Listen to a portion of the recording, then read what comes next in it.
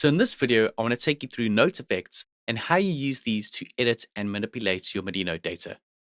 Basically, with note effects, these will process the MIDI before it goes in and hits the instrument. As you can see, you've got this button over here to add note effects. But for this instrument, I need some MIDI. And what works quite well is I'm going to take a look at how to use an arpeggiator note effects, and this works very nicely with some chords.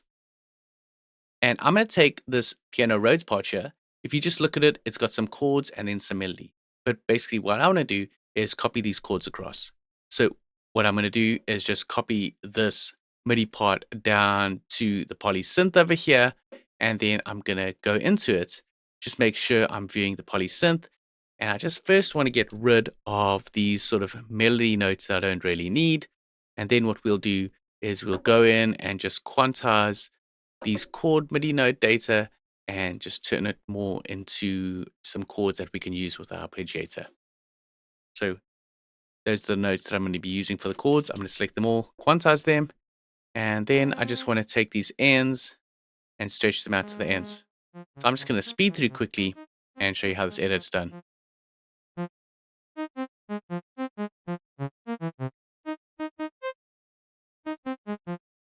Okay, so there we've got some chords. If I just play back just this polysynth part over here, it's going to sound pretty simple just with some chords playing.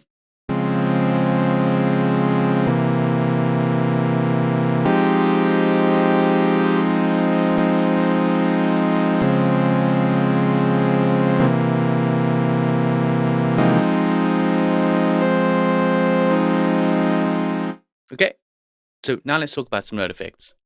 I'm going to click on the track so I can see the instrument.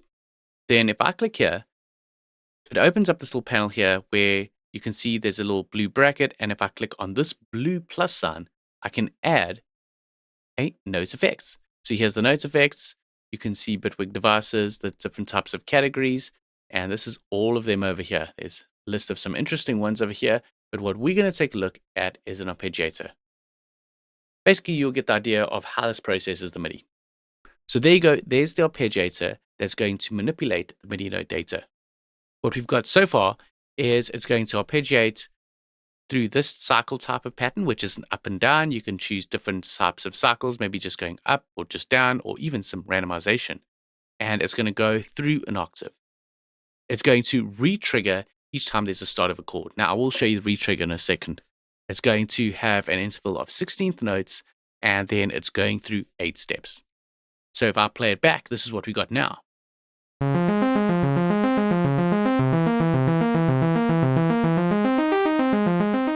So with re-trigger, it re-triggers the sequence at the start of a new chord change. If I take re-trigger off, you'll hear the difference now.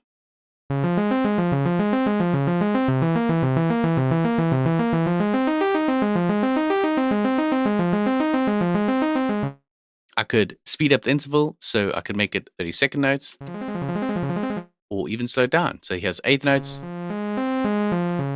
or even quarter notes. Or even spread it over 2 octaves with 16th notes.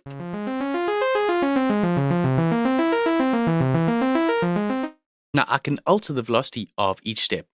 So I can draw in different velocity amounts. But that really doesn't sound much different. And that's because you need to add in the velocity sensitivity on the synth. And that is this little button here. You can see it looks like a little funnel or a key. And as I increase this up, I'm increasing the amp velocity sensitivity for the instrument. So now you'll hear a difference.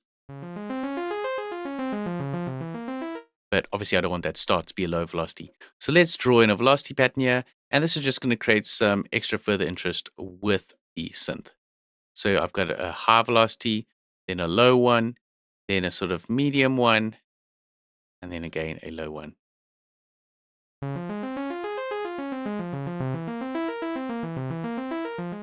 And you can even gate these notes. So this will just shorten the notes, giving you more sort of staccato sound. And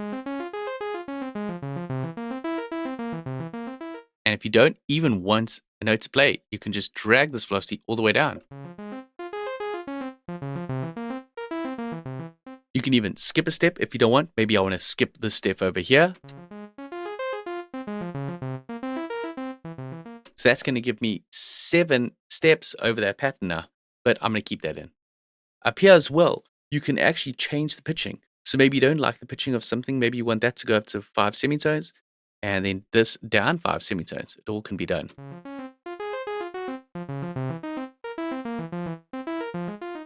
But I like these set to no changes on the semitone and just use that pattern. And let's bring that velocity back up. Let's try some different directions. So this is just going up from top to bottom. This is down.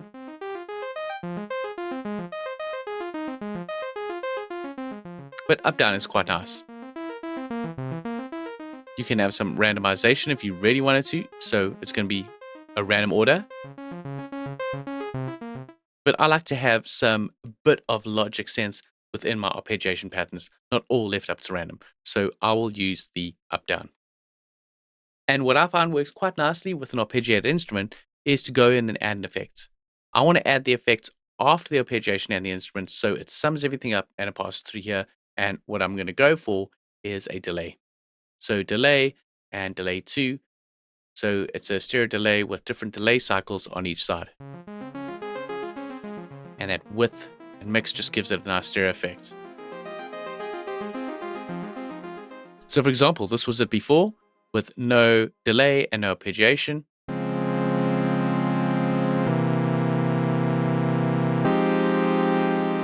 And now this is with the arpeggiation and a delay effect. And it really transforms the sound now with the manipulation of the MIDI note data.